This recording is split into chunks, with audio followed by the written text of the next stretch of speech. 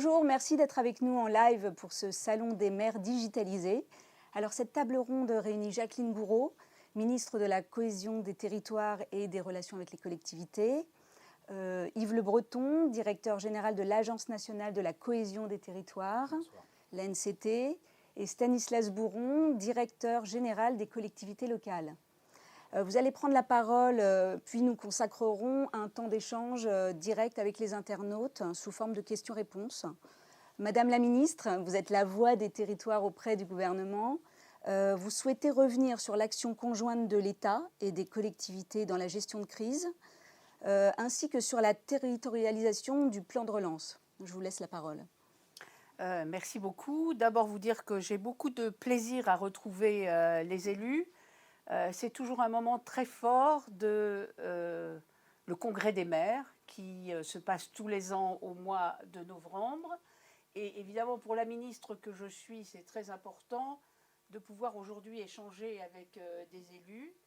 Et bien sûr, depuis mon engagement politique il y a longtemps et d'élus, j'ai participé à beaucoup de congrès des maires, puisque j'ai même connu le congrès des maires à la Porte-Maillot, donc ça fait un certain temps, peut-être que certains s'en rappellent aussi.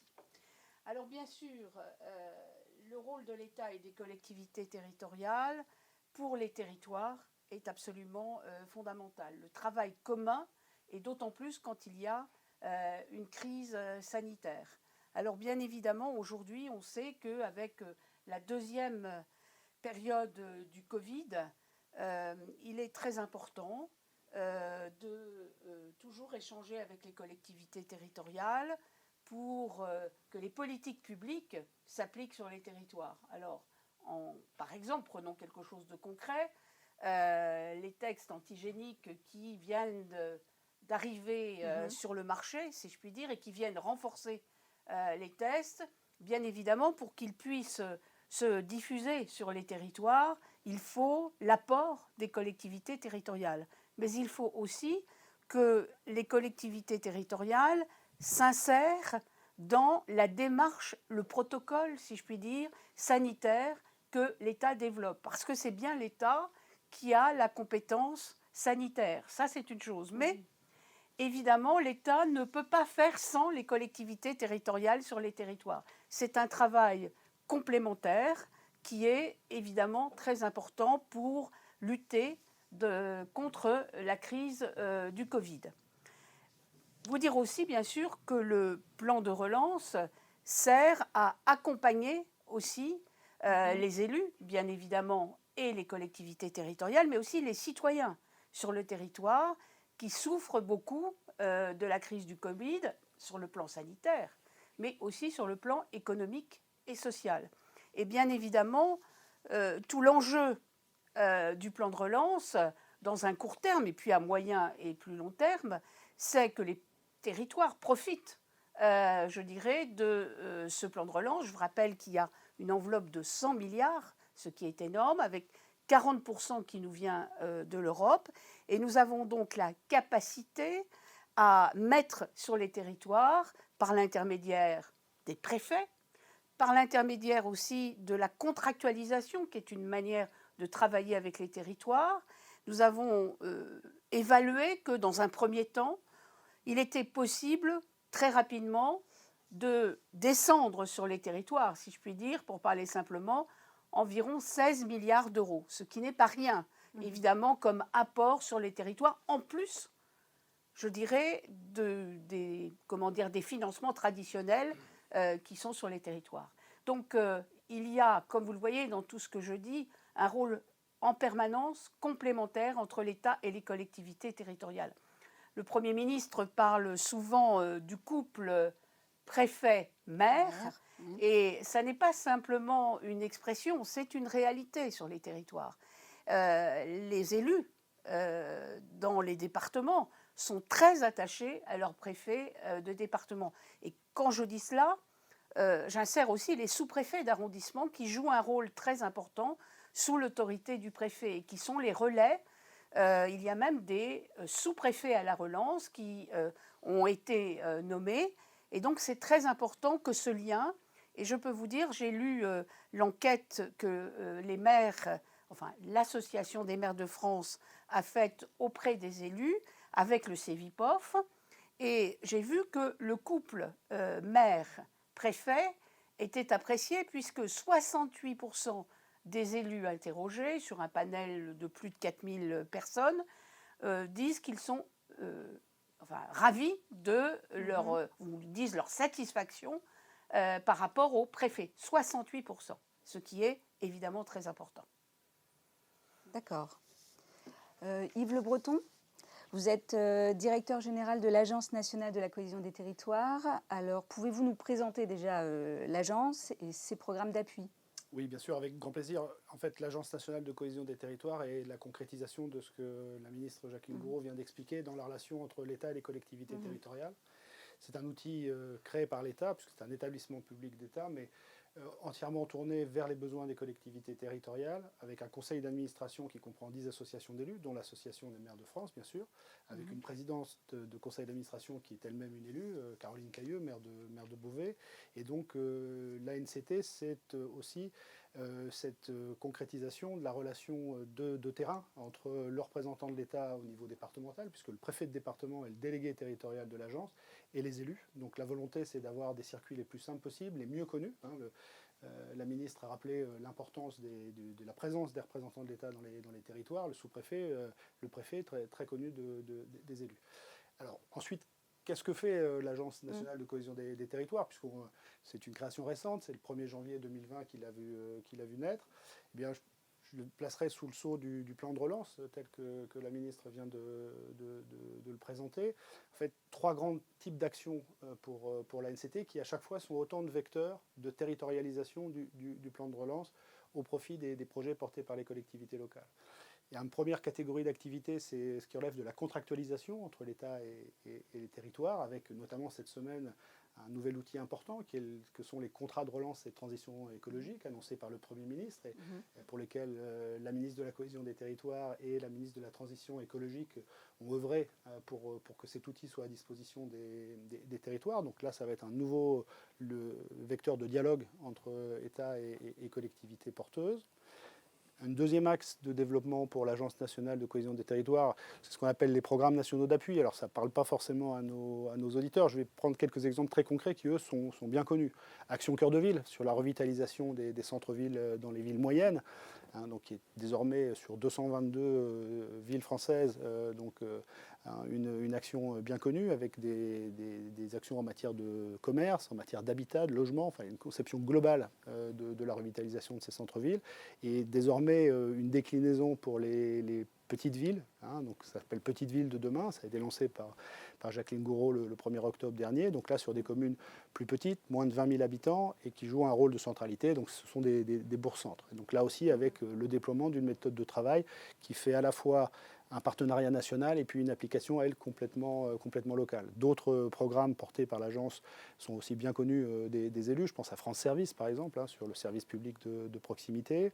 On peut évoquer aussi, évidemment, territoire d'industrie, sur les questions de relocalisation industrielle, notamment, qui sont au cœur du plan de relance et du renouveau de l'appareil industriel français dans les territoires où cette tradition industrielle existe. Je pourrais en citer beaucoup d'autres. Je voudrais juste rappeler que l'Agence nationale de cohésion des territoires, depuis sa création, a englobé l'ancienne agence du numérique et donc de ce point de vue est responsable du déploiement d'outils très importants pour les territoires, que sont notamment le déploiement de la fibre avec le plan très haut débit, donc l'accès au très haut débit dans tous les territoires français, l'amélioration de la couverture téléphonique avec la mise en œuvre du New Deal, passé entre les opérateurs téléphoniques et le gouvernement il y a 2 ans, là aussi avec des enjeux très très concrets pour les territoires en termes d'axe de résorption des zones blanches ou des zones grises téléphoniques, et puis aussi le développement des usages, parce qu'on voit bien avec le confinement, avec l'année très particulière que nous sommes en train de vivre, que ces questions d'usage du numérique sont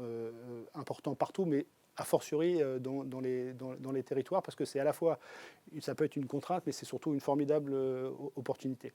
Puis le dernier aspect de l'activité de l'ANCT que je voudrais souligner ce soir sans être trop long, c'est tout ce qui relève de l'appui à l'ingénierie aux collectivités locales.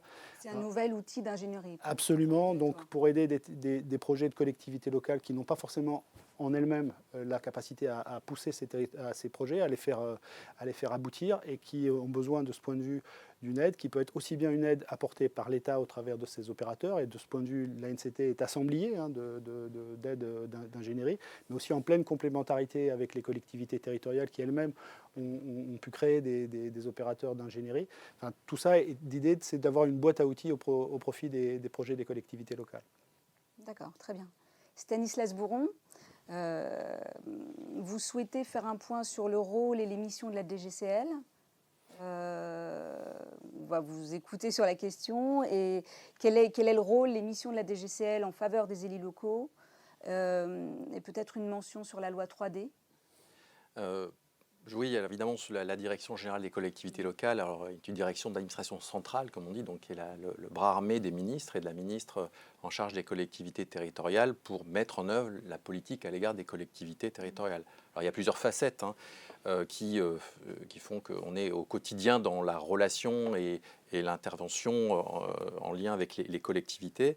Tout d'abord, on participe à l'élaboration de la norme. Vous évoquez la loi 3D. Il y a eu la loi engagement et proximité de décembre dernier aussi.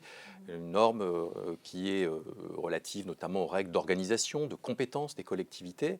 On peut donner des exemples sur aussi les conditions de réunion des organes délibérants, notamment en période de crise. C'est aussi la répartition et le calcul des dotations qui sont versées aux collectivités territoriales, des sommes très importantes qui sont adoptées chaque année par le Parlement. On est en période de projet de loi de finances et qui concernent des dotations de fonctionnement, comme la DGF, qui est très connue par chaque maire, mais aussi les dotations et les fonds de compensation ou de péréquation qui permettent de renforcer les moyens des communes les plus en difficulté, mais aussi les dotations d'investissement qui sont mises en œuvre par les préfets de façon déconcentrée, et notamment avec un renforcement en 2020 et en 2021, dans le cadre du plan de relance, des dotations de type DECIL et DETR à l'attention des élus, notamment du bloc communal. Nous avons aussi une mission d'élaboration des textes et du suivi du statut des élus, alors qui concerne beaucoup la question évidemment des maires, puisque notamment dans la loi engagement proximité, il y a eu beaucoup d'avancées, des questions autour des indemnités des maires des plus petites communes, des questions sur aussi la couverture d'une assurance en matière de protection fonctionnelle, qui est prise en charge pour les petites communes par l'État maintenant, mais aussi prendre en compte pour permettre une variété d'accès au mandat local, notamment la question des frais de garde, qui fait l'objet d'une nouvelle disposition qui va se mettre en œuvre dans les prochaines semaines. Nous avons aussi la charge d'élaborer la mise en œuvre de tout ce qui concerne les textes relatifs à la fonction publique territoriale, donc les agents qui travaillent dans les collectivités et qui sont régis par un droit spécifique qui évidemment se rapproche beaucoup aussi du droit des autres fonctionnaires, ce qu'on appelle le droit de la fonction publique, trois versants. Une nouvelle mission depuis peu, avec la création de l'Agence nationale de la cohésion des territoires, a été que la direction générale a une responsabilité autour des politiques de cohésion, donc politique d'aménagement du territoire et politique de la ville. Nous avons la chance d'assurer, sous l'autorité des ministres, la tutelle notamment de l'ANCT, qui est une mission pour s'assurer de la bonne articulation entre le niveau d'administration centrale et l'opérateur qui est en charge de la mise en œuvre de ces politiques d'aménagement du territoire et de la ville. Et aussi, nous avons travaillé à des dispositifs, comme l'indiquait Madame la Ministre, du plan de relance. Comment territorialiser ce plan de relance, faire en sorte que les outils qui sont envisagés par l'État arrivent bien et soient bien identifiés sur les territoires, à travers aussi notamment le déploiement prochain des contrats de plan État-région qui sont en cours de négociation dans les prochaines semaines. Donc nous avons aussi, pendant cette période de crise, cherché à apporter une réponse un peu particulière. La ministre le soulignait, il y a eu une période très complexe, avec aussi un renouvellement des élus municipaux pendant cette même période. Nous avons donc cherché collectivement à apporter des réponses juridiques. Les ministres ont porté des lois, des ordonnances de simplification, apportant des outils nouveaux, comme la visioconférence qui peut être utilisée pour la réunion des conseils municipaux, des modifications des règles de quorum, de procuration, tout ça pour permettre que la démocratie locale continue à s'exprimer pendant cette période très délicate, notamment des confinements. Et pour permettre une meilleure compréhension, nous avons mis en œuvre sur les sites du ministère et un site collectivité-locale.fr toutes les informations avec une rubrique notamment liée au Covid dédiée, toutes les questions autour avec des FAQ, les notes d'information envoyées au préfet, les ordonnances, les textes sont expliqués, sont présentés pour que chaque élu, et notamment les nouveaux élus prenant leurs fonctions, puissent avoir accès à cette information et être le plus capable de faire face à cette crise qui appelle souvent des questions et des réponses donc nouvelles.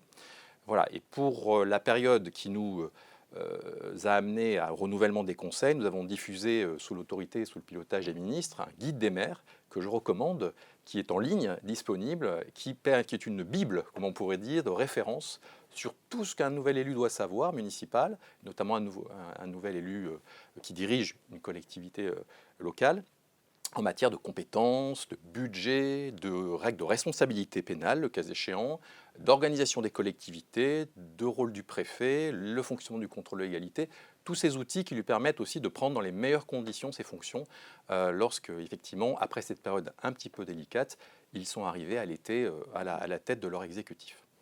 D'accord, je vous remercie tous les trois. On va passer aux questions-réponses. On a des questions qui arrivent sur le fil, donc j'espère que je ne vais pas écorcher de nom. Nous avons déjà une première question de Julien Péoche. Madame la ministre, je vous la lis. Confirmez-vous la présentation du projet de loi 4D en janvier 2021 en Conseil des ministres? Oui, en principe, c'est fin janvier. Alors, ce sera peut-être début février. Hein, je ne veux pas m'engager la main sur le cœur pour une date précise, mais effectivement, c'est programmé pour cette période. D'accord. Alors, j'attends... J'essaye de voir si on a d'autres questions. On a une question qui revenait. L'AMF s'est encore prononcée en défaveur absolue de la suppression de la taxe d'habitation en ce début de semaine. Que leur répondez-vous? Je répondais que quand d'autres gouvernements ont supprimé d'autres taxes, par exemple la taxe professionnelle, il a bien fallu que les élus l'acceptent. Là, la différence peut-être à souligner, c'est que la suppression de la taxe d'habitation était un élément de campagne du président de la République. Il s'était engagé à supprimer cette taxe d'habitation. Donc, je dirais que le fait que le président de la République fasse ce qu'il a dit n'est ni une surprise, ni, anormal. Au contraire, c'est normal. Et je rappelle simplement que la taxe d'habitation est une taxe qui était payée beaucoup par les classes moyennes, enfin que ça pesait beaucoup sur les classes moyennes. Et le but de la suppression de la taxe d'habitation, c'était bien sûr d'alléger le poids de la charge de l'impôt sur les classes moyennes. D'ailleurs, c'est fait, puisque c'est cette année que le dernier tiers a été supprimé et que donc 80% des Français ne paient plus de taxe d'habitation. Et que je sache, j'ai pas vu de maires qui ont fait campagne sur le fait de rétablir la taxe d'habitation, parce que je crois que ça n'était pas très populaire que de rétablir la taxe d'habitation. Et puis je voudrais bien sûr dire que naturellement, il n'y a pas de perte de ressources des collectivités territoriales et des mairies en particulier, mairies et intercommunalités, puisque parfois il y a une partie de la taxe qui est supplémentaire par les intercommunalités, dans la mesure où l'État compense totalement ce manque à gagner, si je puis dire, de la taxe d'habitation, par un phénomène, je ne vais pas être trop technique, mais de descente de la part de la taxe foncière bâtie des départements vers les communes. Et je dirais qu'en plus, cette compensation, elle est, pérenne et dynamique, parce qu'elle est basée sur les bases de l'impôt foncier et qui, évidemment, a une base dynamique. D'accord. Alors, ceci dit, on peut être contre, mais voilà. On a une deuxième question qui est: est-ce que vous travaillez sur l'ordonnance des réformes de la formation des élus? Oui, absolument. Je travaille sur ce sujet, sur la formation des élus. C'est très important, la formation des élus, et on la rappelait rappelé dans la loi engagement et proximité, où on a renforcé l'idée de la formation des élus et surtout la première année quand ils entrent en fonction. Il y a deux manières de se former pour les élus. Il y a une première partie, c'est-à-dire un budget qui est dans le budget des communes. Les maires ont l'obligation d'inscrire à minimum une somme qui correspond à 2% des indemnités reçues par les élus. Ça, c'est la première source. La deuxième source, c'est le DIF, le droit individuel à la formation, qui est alimenté par une ressource payée par les élus qui ont une rémunération.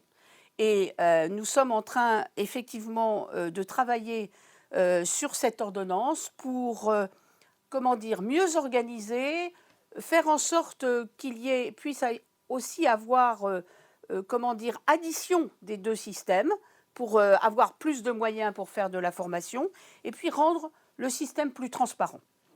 D'accord.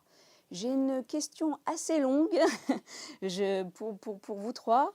De nombreux appels à projets sont aujourd'hui initiés dans le cadre du plan de relance. Les délais de réponse sont extrêmement courts et nécessitent pour les communes de disposer de dossiers techniques avancés. Or, de nombreuses communes ne disposent pas de l'ingénierie nécessaire pour finaliser les projets. Ça va vous intéresser, je pense, avec leur technicité dans des délais si courts. Quelle réponse, si nous voulons que des petites collectivités puissent répondre et bénéficier de fonds disponibles? Je vais commencer, puis je passerai la parole à mon directeur, par dire que moi, je me suis battue pour qu'un certain nombre de réponses ne passent pas par des appels à projets. Je vais prendre un exemple concret. L'enveloppe, par exemple, qui va être destinée à la rénovation thermique pour les écoles, pour les collèges, est directement à la main des préfets. C'est-à-dire qu'il n'y a pas d'appel à projet, il suffit de s'adresser à son préfet sur le territoire. Il n'y a pas plus simple. Et bien évidemment, il y a aussi des financements de projets qui sont prêts sur le territoire. Et la même chose, que ce soit de la dotation pour les élus ruraux ou la dotation qu'on appelle la DSIL, qui, elle aussi, est financée par des enveloppes qui sont aux mains des préfets de région et des préfets de département. Et puis, il y a d'autres systèmes. Je vais laisser Et puis, j'ai parlé tout à l'heure de la contractualisation, qui est très importante. Le préfet, tout à l'heure, a parlé des contrats de plan État-région. Moi, je voudrais vous citer un autre exemple.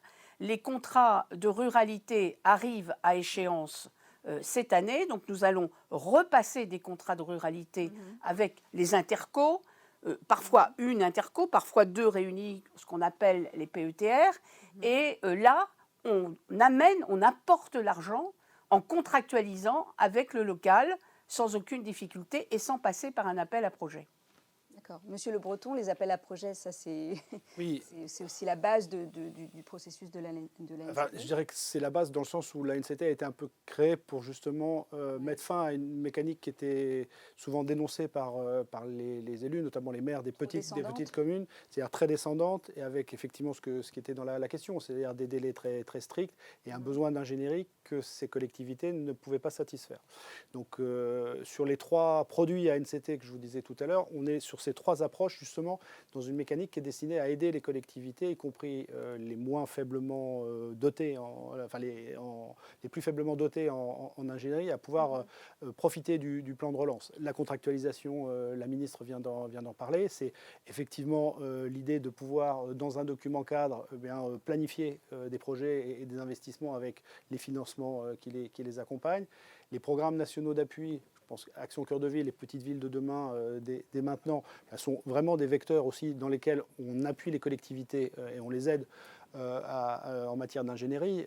Quand on parle de petites villes de demain, sur les 170 villes qui ont été annoncées, les 170 premières villes qui ont été annoncées dans 3 régions françaises, 2 de métropole et une d'outre-mer, vous avez plus de la moitié de ces villes qui sont des petites communes en fait et qui vont bénéficier d'un financement, d'un chef de projet, donc vraiment d'un appui très fort et très concret en matière d'ingénierie. Et puis sur ce que je vous indiquais sur l'ingénierie sur mesure, l'aide aux projets portés par les collectivités, c'est des projets qui sont dits ascendants parce qu'ils viennent vraiment des territoires. Là aussi, l'idée c'est de pouvoir financer de l'ingénierie au profit de ces projets. Un seul exemple, l'Agence nationale de cohésion des territoires est en train de se doter d'un marché d'ingénierie qui, en plus de ce que je vous indiquais tout à l'heure sur la ressource d'ingénierie apportée par des opérateurs publics, pourra faire intervenir aussi de l'ingénierie privée. Donc on est vraiment sur cette idée du sur-mesure, hein, du coût humain, pour reprendre les expressions qu'utilise souvent Jacqueline Gouraud, au profit des collectivités. Et notamment, on a vraiment dans le spectre ces collectivités les plus petites qui, elles, ont vraiment un besoin en ingénierie. D'accord. On a la question suivante est une question justement liée au plan de relance, aux aides à l'investissement qui, d'après cet internaute, ne compenseront jamais, même, voilà, le mot est donné comme ça, jamais la baisse des effectifs d'agents de l'État dans les territoires. Quand on ferme une gendarmerie, quand on ferme une classe ou une petite école, quand on ferme des trésoreries, des perceptions dans nos territoires ruraux, les millions d'aides qui iront à la construction de salles des fêtes ou de ronds-points ne compensent pas. Enfin, l'idée générale, oui, générale est là. Ouais. Je comprends tout à fait la question que pose cet internaute ou ce maire, parce que naturellement, il touche là la responsabilité de l'État dans ses politiques publiques, que ce soit l'école, que ce soit les services publics de la trésorerie, de la gendarmerie, etc. Peut-être dire à cet internaute qu'il n'a pas tort, parce qu'il y a eu des suppressions de fonctionnaires sur les territoires par le passé. Par contre, depuis que nous sommes arrivés au pouvoir, nous essayons de remettre des fonctionnaires sur les territoires. Et en tout cas, pour la gendarmerie, c'est le cas, police et gendarmerie. Nous avons recréé beaucoup d'emplois, c'est 10 000 emplois sur les territoires, ce qui n'est pas rien. Deuxièmement, pour les écoles, le président de la République a pris une décision qu'il a annoncée et qui fonctionne, bien évidemment. Il n'y a aucune fermeture d'école sans l'accord d'un maire. Donc, il n'y a pas de fermeture d'école si les maires sont opposés. Quant aux trésoreries, nous avons parlé tout à l'heure des maisons France Service. L'idée des maisons France Service, c'est d'avoir, au fond, en un lieu unique, des services publics de l'État, bien sûr, mais pas que. Il peut y avoir aussi, bien sûr, des opérateurs de l'État. Je vais prendre l'exemple de, je sais pas, la caisse d'allocation familiale, pardon, excusez-moi, qui soit là. Mais il peut y avoir aussi un représentant du Trésor qui est dans la maison France Service et qui permet d'avoir au plus près des citoyens et parfois sur un temps beaucoup plus long que l'ouverture de certaines trésoreries dans les territoires, qui permet à un citoyen qui ne sait pas remplir sa feuille d'impôt, puisque c'est obligatoire maintenant de la remplir avec Internet, donc qui trouvera à la fois la personne qui l'aidera sur le plan technique et il trouvera aussi quelqu'un qui l'accompagnera sur le plan, je dirais, de l'utilisation d'Internet, ce qu'on appelle les conseillers qui accompagnent les aidants, qui accompagnent les gens dans l'utilisation d'Internet. Donc les maisons France Service sont pour vous une réponse aux évolutions du maillage territorial. C'est-à-dire que France Service, c'est au moins une par canton. Il n'y avait pas une trésorerie par canton. Il y aura de présence du service public de la DDFiP au moins dans toutes les maisons France Service. Ça n'empêchera pas qu'il restera des trésoreries sur le territoire, mais la réponse à la fermeture parfois de certaines trésoreries rurales, où, enfin, je ne veux pas contrarier l'internaute, mais il y avait des fréquentations dans les trésoreries. Là, j'ai son nom, c'est Céline Girardot sur le... je dis à Céline Girardot que parfois, dans certaines trésoreries, par semaine, il voyait 7 ou 8 personnes, voire 10 personnes, et que donc ça n'était pas non plus très agréable pour les fonctionnaires qui travaillaient à cet endroit. C'était une certaine, je dirais, solitude. Et on ne va pas à la trésorerie comme on va, je dirais, chez le médecin, par exemple, où on a besoin de proximité. Et ça, c'est un autre sujet aussi très important que la démographie médicale. Vous avez une question de Julia Dolin. Envisagez-vous de réformer l'organisation institutionnelle du Grand Paris, notamment les départements, alors que les Hauts-de-Seine et les Yvelines portent un projet de fusion? Alors, bien sûr, il y aura, et on avait commencé à travailler sur la refonte de la métropole de Paris, du Grand Paris. Il y a plusieurs questions sur ce sujet-là. Oui, bon. Je dirais faute de consensus. Nous n'avons pas suffisamment, je peux même le dire, avancé sur ce projet. Mais moi, je sais personnellement qu'il faudra, bien sûr, avancer sur ce dossier, mais ça n'est pas prévu dans l'immédiat. D'accord. Vous avez les élus de montagne qui sont inquiets suite à l'annonce du président de la République au sujet des stations de ski. Est-ce que votre ministère se mobilise pour soutenir les collectivités locales qui portent en régie ou en syndicat des stations de ski? Et si oui, comment? Alors, bien évidemment que nous connaissons bien le problème. Le Premier ministre a même fait une réunion spécifique hier, je crois. C'était mon secrétaire d'État, Joël Giraud, qui était présent, secrétaire d'État à la ruralité, et qui est originaire, enfin qui n'est pas originaire, qui vit dans les Hautes-Alpes. Donc, il connaît bien le sujet des sports d'hiver et de la montagne, bien évidemment. La priorité des priorités, comme vous le savez, que s'est donné le président de la République, et le cap est clair, c'est éviter la propagation du virus, éviter qu'il y ait des morts. Et deuxième chose, c'est qu'il n'y ait pas d'effondrement de l'économie française. Alors, quand des choix sont faits, de ne pas ouvrir une station ou d'ouvrir les stations de sport d'hiver, bien évidemment, il y aura un accompagnement économique qui sera fait, économique et social, si je puis dire, qui sera fait auprès des stations, mais aussi auprès des salariés, auprès des gens qui ont l'habitude de faire des saisons, ce qu'on appelle les saisonniers. Et saisonniers, pas seulement sur les perches ou les perchistes, mais aussi les moniteurs de ski, mais aussi les gens qui travaillent dans les restaurants, etc. Mais évidemment, notre souhait, c'est de voir les stations de sport d'hiver réouvrir le plus vite possible.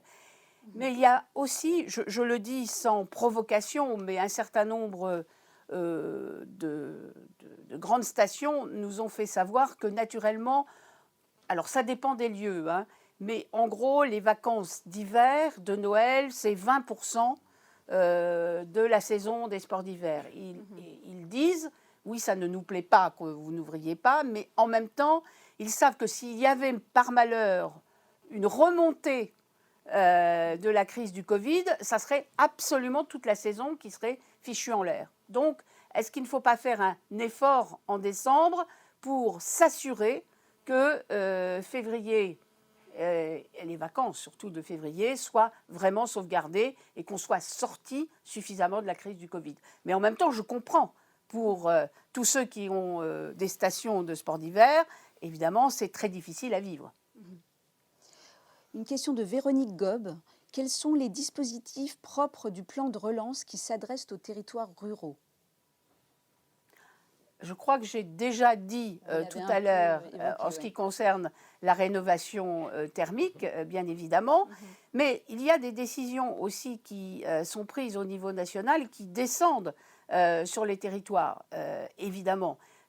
Par exemple, quand on baisse les impôts de production sur les entreprises, pour sauver les entreprises, elles sont partout sur le territoire, et contrairement à l'idée reçue, il faut que vous sachiez que 70% des industries françaises sont en territoire rural. Alors, pas tous les territoires ruraux, mais vous avez des départements, je ne sais pas, qui passent pour des départements ruraux. Je vais prendre deux exemples qui me viennent à l'esprit.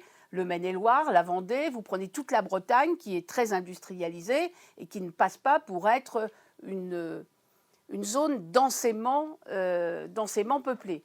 Et c'est très important, bien sûr, de savoir que tout ça a un impact et tout l'accompagnement que l'on fait aussi pour les salariés, tout l'accompagnement du programme, puisque vous savez, dans le plan de relance, il y a 3 parties.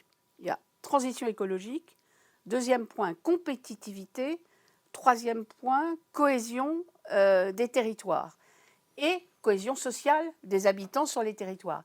Et donc, quand on fait des plans jeunes, quand on fait un jeune, un emploi, un jeune, une formation, c'est pour tous les jeunes, y compris ceux des territoires ruraux. Et puis, naturellement, pour répondre à la question précise, nous avons cette année encore des enveloppes de soutien à l'investissement local et aux plus petites communes, qu'on appelle la dotation d'équipement des territoires ruraux, qui est très importante, et la maire doit bien le savoir. Et nous avons voté à l'Assemblée nationale, et ça va être voté au Sénat, bien sûr, je ne doute pas un seul instant, nous avons resserré encore la DETR sur les territoires, enfin les collectivités les plus rurales. Et puis, il y a la DSIL, la dotation de soutien à l'investissement local, qui va aussi dans les territoires ruraux et qui peut être, cumulée avec la DETR. D'accord. Vous avez une question de Dominique Renaudet.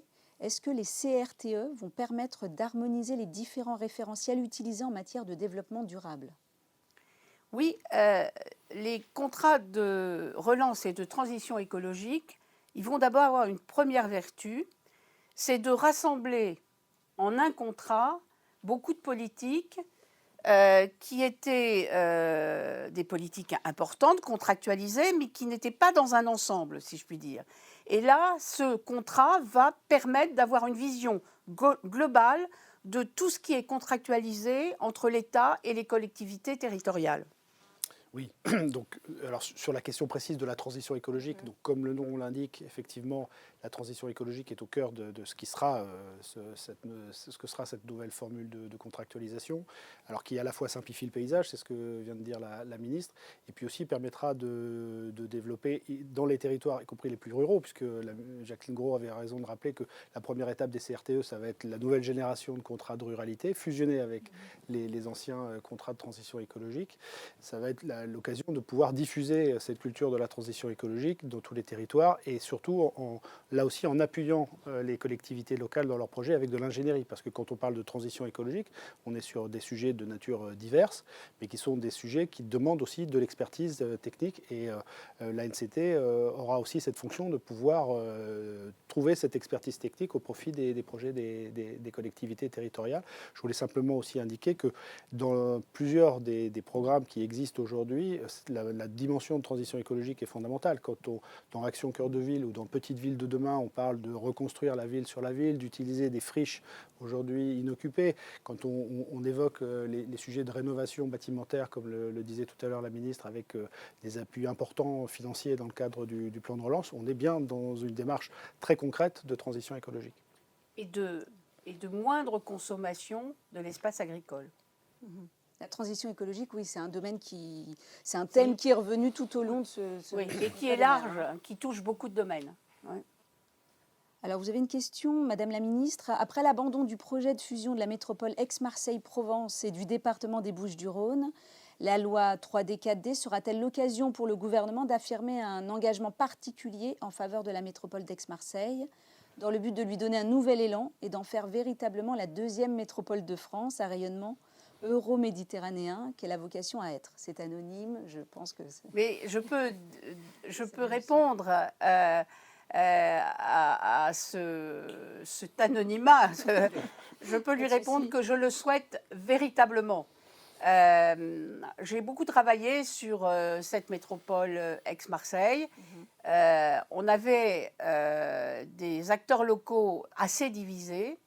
Qui étaient plus ou moins pour cette métropole. Il y avait des questions de périmètre. D'abord, est-ce qu'il fallait mettre le pays d'Arles dans la métropole ou pas? Puisque, en fait, la particularité de cette métropole telle qu'elle existe aujourd'hui, c'est qu'elle englobe presque tout le département, sauf le pays d'Arles. Alors, fallait-il intégrer le pays d'Arles ou pas dans la métropole? Ça a fait beaucoup de débats, je peux vous le dire. Deuxième sujet, sur la métropole, c'est les relations entre les métropoles et ses composantes, c'est-à-dire les communes, c'est-à-dire la répartition des compétences, qui est un sujet qui est très fort dans la mesure où beaucoup de compétences ont été confiées à la métropole et que les mairies se sont senties un peu trop dessaisies de compétences sur le territoire. Et puis, il y a un problème financier très important sur la métropole de Marseille.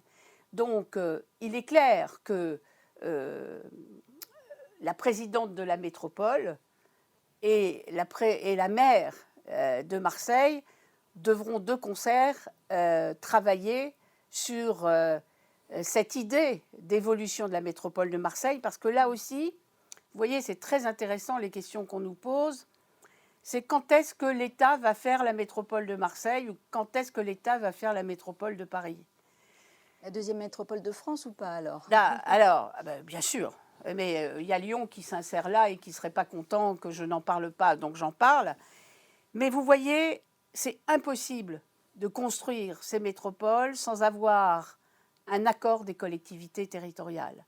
Alors je ne dis pas une unanimité, parce que ça, on n'y arrivera jamais, mais qu'il y ait quand même une majorité de gens qui se retrouvent sur un projet d'évolution des deux métropoles. Et ça, c'est très important. Et c'est moi qui le dis, bien sûr, d'autant plus que je suis la ministre des collectivités territoriales. Et c'est toujours ce système entre, vous voyez, ce côté un peu binaire. On dit faut laisser des libertés locales, il faut laisser tout faire. Puis quand il y a des choses qui ne sont pas parfaites ou qui ne vont pas, on dit qu'est-ce que fait l'État à ne pas décider? Eh bien, moi, je pense qu'on ne peut décider que si on construit quelque chose en commun. Justement, sur cette mise en commun, cette collaboration, les collectivités sont-elles suffisamment associées à la gestion de la crise sanitaire? Ça, c'est un reproche qui est revenu régulièrement. Leurs capacités sont-elles réellement mises à profit? Vous savez, tout système est toujours perfectible. Hein, voilà. Quand la première crise de la Covid est arrivée, vous savez, on a réagi tous les uns et les autres avec un peu de, comment dire, d'étonnement, puisque c'était une crise que nous ne connaissions pas. Il fallait réagir vite. Et nous avons tiré aussi les leçons de cette première vague. Et je dois dire que pour cette deuxième vague, nous avons un travail très important avec les collectivités territoriales. Je vais prendre des exemples concrets. Tous les jours, à peu près, j'ai une visioconférence avec des collectivités territoriales. Alors un jour, c'est l'association des maires ruraux que je fais avec le ministre de l'Agriculture. C'est ça, c'était jeudi dernier.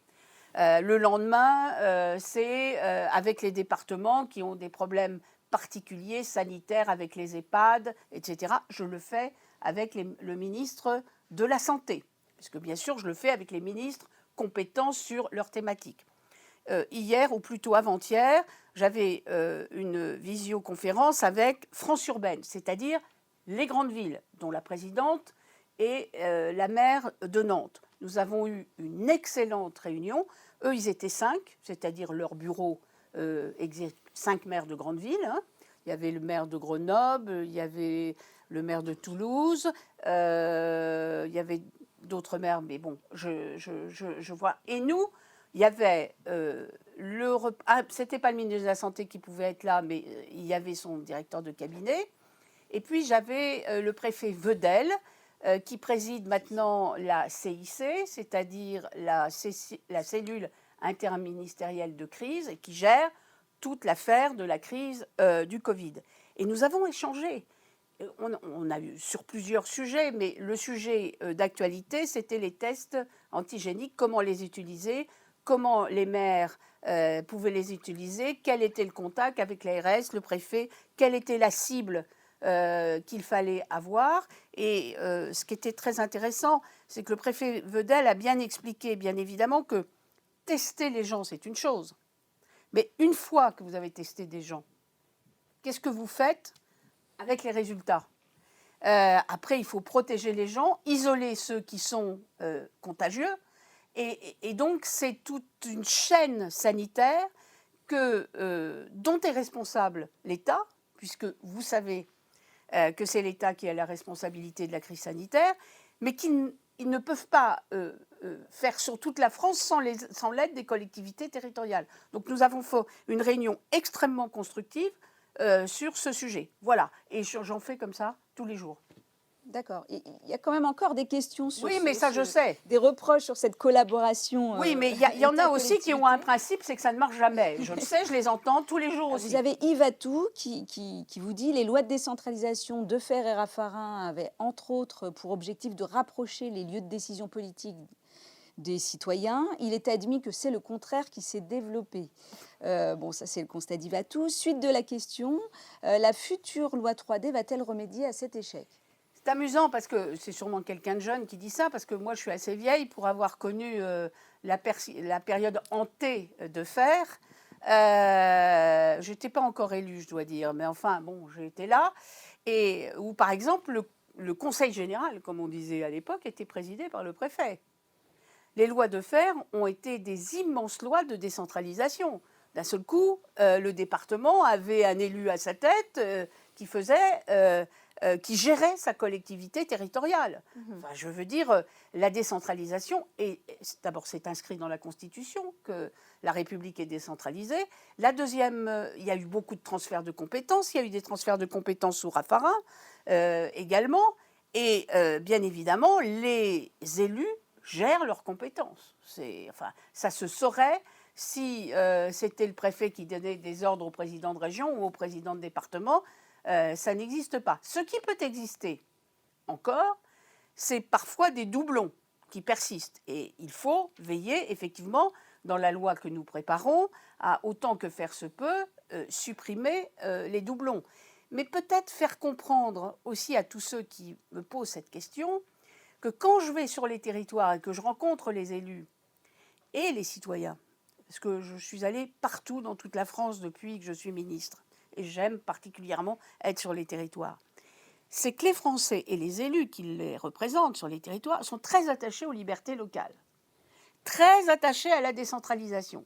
Mais vous avez remarqué aussi qu'ils sont très attachés à l'État, et à un État fort et présent sur les territoires. Preuve en est la question des services publics qu'on nous posait tout à l'heure. Et le préfet est le champion du monde, d'ailleurs, dans le cœur des élus de territoire. Et si vous supprimez une sous-préfecture, je peux vous dire que dans un département, vous en entendez parler. Et donc, la décentralisation, ce n'est pas l'absence d'État. C'est un État qui accompagne aussi les territoires. Et c'est un État accompagnateur. On est moins, effectivement, dans l'idée qu'il y avait autrefois, très jacobine, d'un État contrôleur, censeur, etc. On a évolué dans tout cela. Mais penser que les collectivités territoriales vont vivre d'un côté et l'État va vivre de l'autre, ça n'existe pas. Et les Français n'attendent pas ça. Il y a des élus, des représentants territoriaux de l'État qui ont tout de même ce sentiment qu'on est dans un système extrêmement concentré au niveau national en termes de décision. Il y a toute une politique actuellement. Vous savez, on n'est pas chez les bisounours en politique. Hein. Non. Il y a une majorité, puis il y a des oppositions d'un côté et de l'autre. Et il y a un leitmotiv de certains partis politiques et d'opposants qui parfois occupent des postes de responsabilité dans des associations d'élus, qui ne cessent de dire que nous recentralisons. Voilà. Et qui disent que tout est décidé à Paris. Moi, je ne sais pas, mais j'ai été 25 ans maire, je sais de quoi je parle, je sais ce que ressentent les élus sur le territoire, et je n'arrive pas à comprendre. Alors, on peut ne pas être d'accord avec certaines décisions que prend le gouvernement, c'est la démocratie, c'est tout à fait normal, mais nier en bloc, parce que là, il n'y a pas de demi-mesure, hein. Nier en bloc tout ce qui se passe, les politiques publiques que nous menons. Enfin, tout à l'heure, Yves Le Breton a parlé d'Action Cœur de Ville et des 222 villes. Les 222 maires qui sont à la tête de ces villes sont absolument ravis de cette politique publique qui a été initiée, je le dis d'autant plus que ce n'est pas moi, c'était mon prédécesseur, Jacques Mézard, qui a été initiée par l'État, par le gouvernement très exactement, parce qu'il pensait qu'il fallait soutenir le développement des villes moyennes en France. Mais cet outil qui a été mis en place, on part des projets de chaque commune.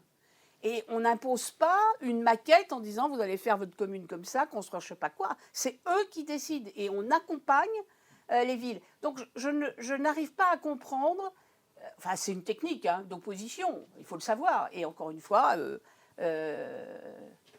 on le sait, ça existe, mais ça ne m'empêche pas de savoir ce qui se passe sur les territoires et ce que l'État fait pour les territoires, et ça ne m'empêche pas de le rappeler. Très bien. On a une autre question sur l'âge de la retraite qui s'applique à l'ensemble des élus. Cela forcera encore plus le renouvellement et la participation de nouvelles générations. Le dynamisme démocratique passe aussi par cela. Ce n'est pas vraiment une question, c'est plutôt une Merci, c'était mon anniversaire il y a quelques jours. Comme tous les ans au Congrès des maires, c'est mon anniversaire. Mais voilà. Bon anniversaire. Alors, il y a une question pour l'ANCT. Comment est-ce que l'ANCT va répondre aux besoins des petites collectivités en matière de conduite de projet? On en a déjà un peu parlé, de traitement des projets techniques. Alors, d'abord, la première réponse, elle est dans le circuit de traitement des demandes. C'est-à-dire qu'on n'a pas réinventé un nouveau circuit qui, une fois encore, aurait pu exclure les moins bien informés, les moins initiés.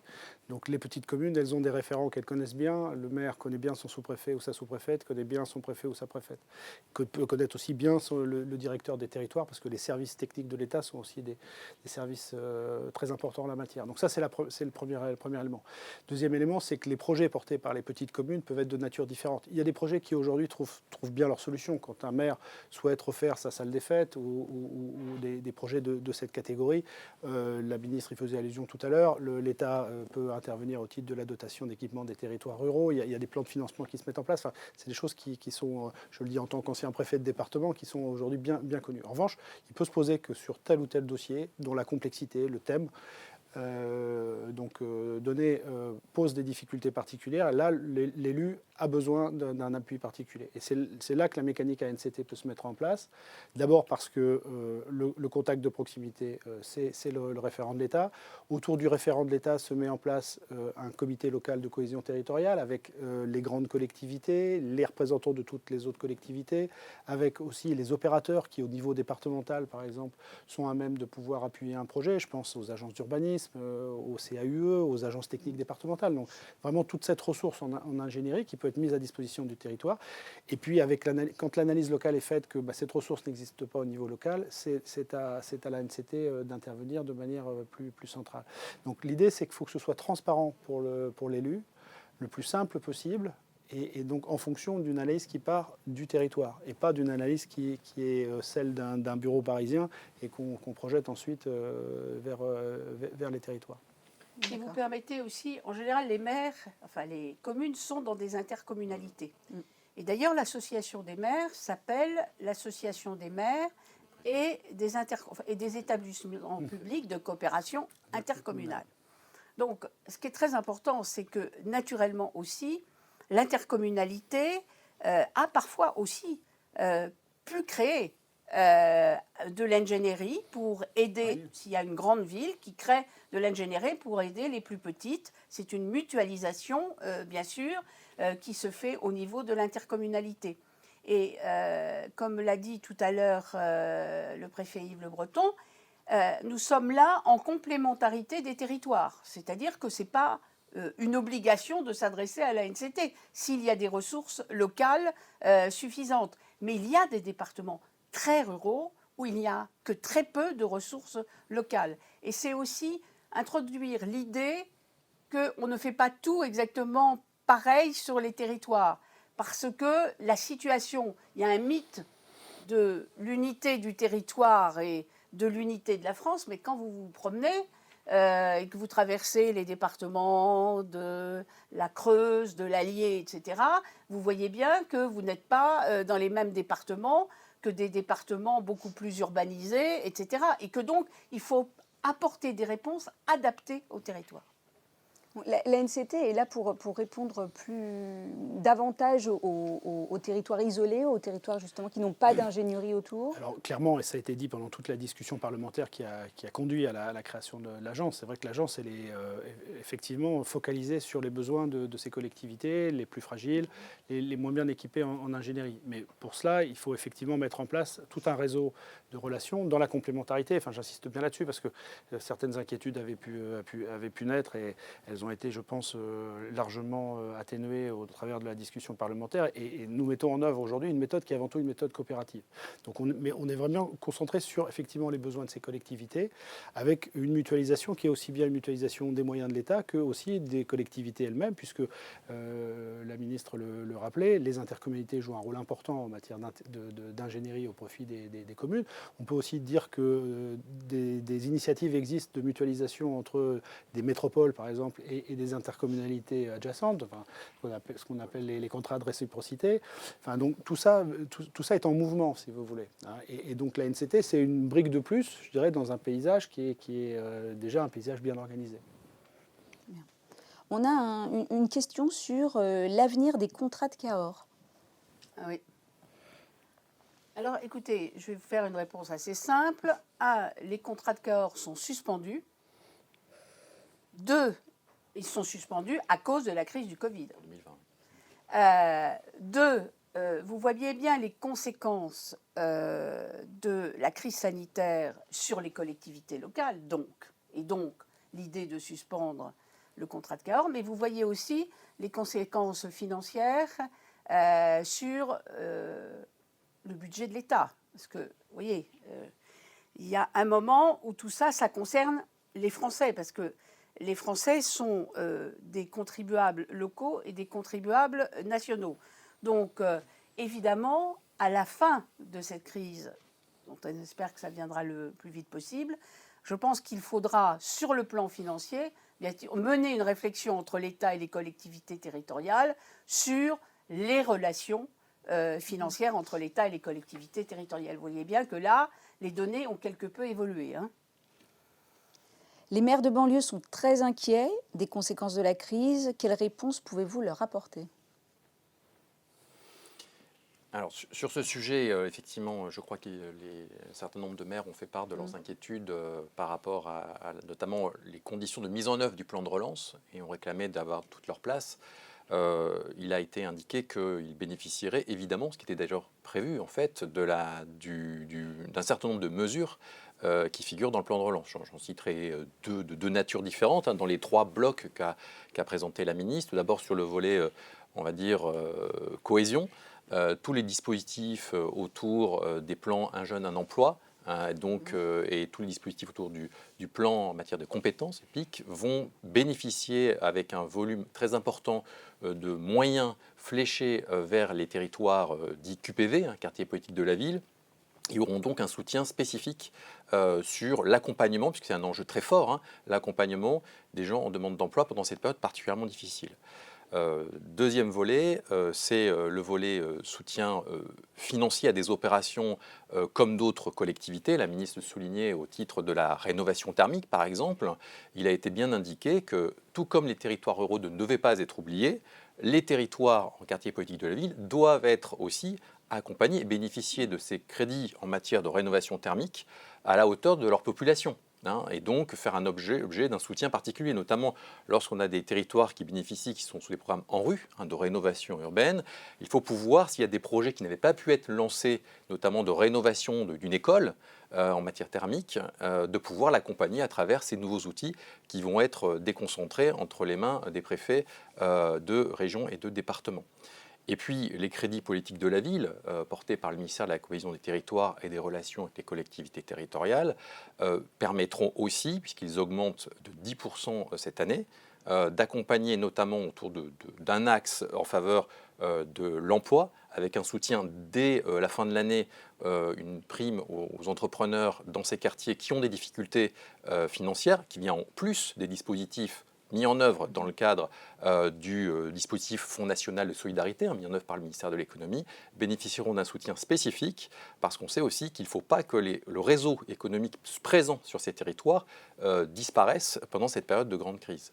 Donc il y aura des moyens complémentaires, soutien aux entrepreneurs, soutien aussi à travers plus d'adultes relais l'année prochaine, 1500 adultes relais en plus, qui sont des emplois en faveur de personnes qui ont un rôle de médiation en plus dans les quartiers, et soutien aux structures associatives, notamment en matière éducative, parce qu'on sait qu'il y a tout un enjeu pendant ces périodes de confinement. C'était très vrai pendant le premier confinement, avec des moyens spécifiques, pendant aussi cette période difficile, d'accompagnement des familles et des plus jeunes pour qu'ils ne lâchent pas dans cette période difficile, les questions éducatives, l'enseignement, et qu'il n'y ait pas plus de difficultés à l'issue de ces périodes de confinement.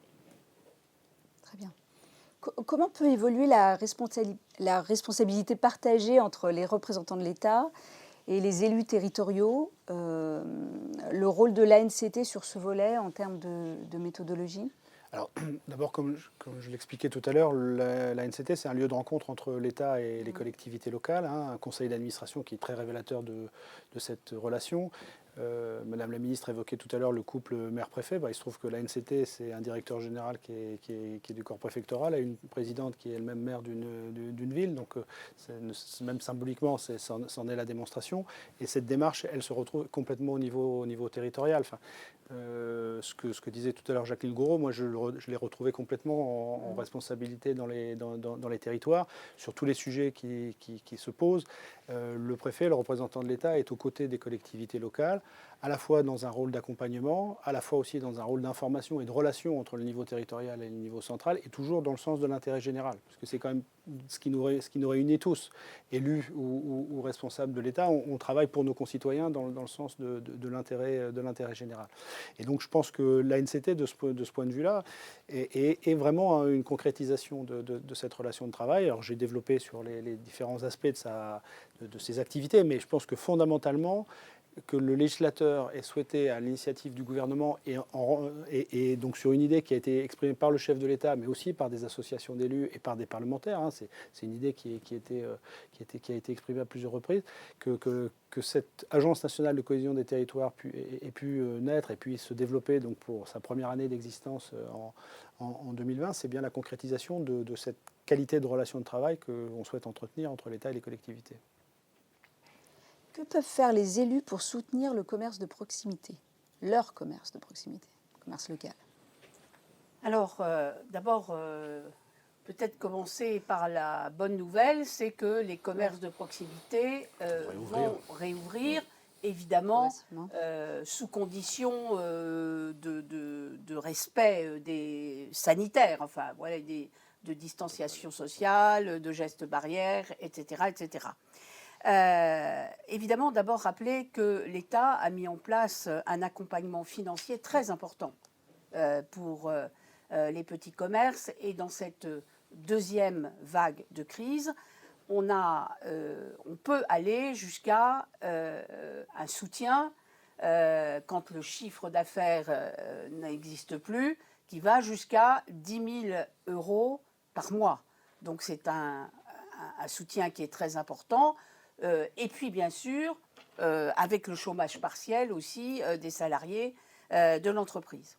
Moi, je crois que ce qui est le plus important, et là aussi on a mis en place un système avec les collectivités territoriales pour aider les collectivités territoriales, il y a un point faible dans notre système de petits commerces en France, c'est le nombre de commerces qui sont digitalisés. Nous sommes 30% de petits commerces digitalisés. Alors que vous comparez avec un pays voisin, l'Allemagne, 70% du petit commerce est digitalisé. Soit dit en passant, je fais une ouverture. L'Allemagne n'a pas fermé ses petits commerces. Non. Mais par peur d'être contaminés, les gens ne vont plus dans les petits commerces. Et ce qui est très intéressant, c'est que j'ai eu ça de la part d'un journaliste qui vit en Allemagne, c'est que les Allemands demandent, en regardant la France, un système de soutien aux petits commerces à l'État. Parce qu'ils ont des baisses de chiffre d'affaires qui est de 40 à 50% en moyenne. ce qui est énorme. Et ils n'ont aucun soutien de l'État, que ce soit l'État central ou les lenders. Donc, vous voyez que les situations, je ferme la parenthèse. Mais la digitalisation est quelque chose de très, très important. C'est-à-dire que les gens puissent commander par Internet, et puis c'est le fameux click and collect, que vous connaissez, ou que les gens... Alors, il y a des gens qui le font par téléphone encore, voilà, et qui téléphonent, et les gens préparent, et parfois livrent à domicile, où les gens vont chercher dans un système de retrait des commandes. De retrait, voilà. Il y a même eu des drives qui sont mis en place pour les petits commerces qui, dans une petite ville de province, se sont alliés pour faire des drives. Enfin bon, tout ça. Donc je pense qu'il y a intérêt pour les collectivités territoriales à aider leurs petits commerces à se digitaliser. Et d'ailleurs, nous avons mis à disposition de ces collectivités une aide de 20 000 euros par commerce, par mairie, pour aider à des plateformes mises en place pour les petits commerces. Alors, après... Vous pensez à une aide financière, donc, essentiellement ou pas, Pour la digitalisation, bien évidemment, je parle. Mais après, il y a des maires la vie des maires, c'est aussi, on ne peut pas tout leur dicter. Les maires savent aussi avoir des initiatives sur le terrain. Malines, bien évidemment, intelligentes, évidemment, où ils créent des systèmes de relations courtes entre leurs commerçants et les habitants pour les aider. Et évidemment, tout ne vient pas du sommet, comme diraient certains. Alors, La dernière question. Je peux me permettre juste de rebondir Allez-y. sur ce sujet pour compléter ce que disait Madame la Ministre. C'est-à-dire que dans le rôle de l'ANCT, il y a aussi le rôle de diffusion de bonnes pratiques ou d'exemples. Donc on développe notamment ce qu'on a appelé une projetothèque, pour reprendre un terme qui avait été utilisé pendant la discussion parlementaire, où justement que les élus puissent trouver. Alors, le premier accès, c'est évidemment dans le site internet, donc on en revient là aussi à la digitalisation, mais où un élu qui cherche justement à aider les commerces de sa commune puisse trouver des exemples de réalisation ailleurs et puisse entrer comme ça dans un réseau des bonnes pratiques, parce que c'est aussi comme ça effectivement qu'on stimule la réflexion des uns et des autres. De communes similaires qui ont porté des projets. Et je ne voudrais pas aussi ne pas parler d'initiatives privées. Parce que pendant la première crise de la Covid, nous avons eu par exemple une start-up qui est venue nous voir et qui a dit « Moi, je peux vous aider pour créer justement des circuits courts avec des systèmes digitalisés, etc. » Et on a fait, pendant la première crise, 2 expériences qui ont été réussies dans le Cantal à Saint-Flour et tout près de Paris à Sèvres.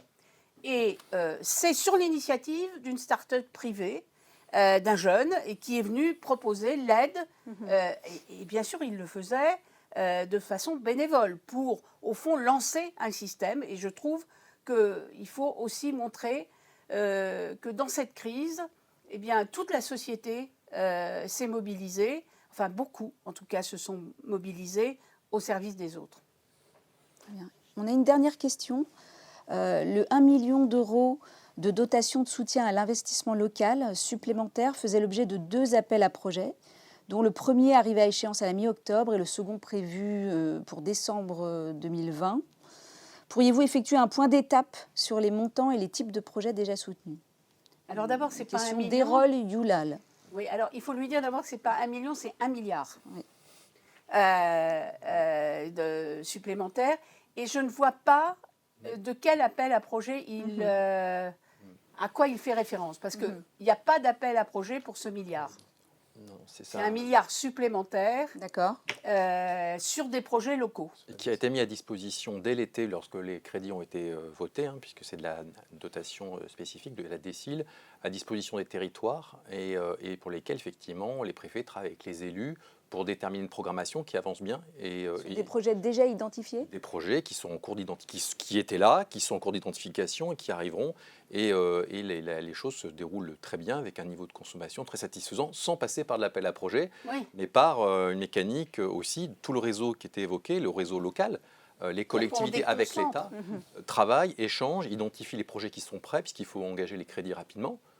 Et puis, à ce moment-là, et qui répondent aussi à des critères répondant aussi à l'objectif de ces dotations, parce qu'elles ont aussi une vocation à accompagner la crise, transition écologique, et puis les questions de soutien au patrimoine.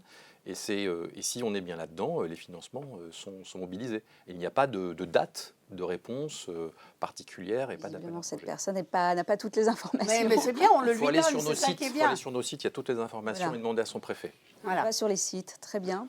Je vous remercie beaucoup, Madame la Ministre, Merci. messieurs. Merci à vous. Et je remercie aussi toutes les personnes qui, digitalement, nous ont envoyé des Nous aussi, questions. on les remercie. Et qui ont pu aujourd'hui et ce soir avoir des réponses. Merci. Merci. Merci beaucoup. Au revoir.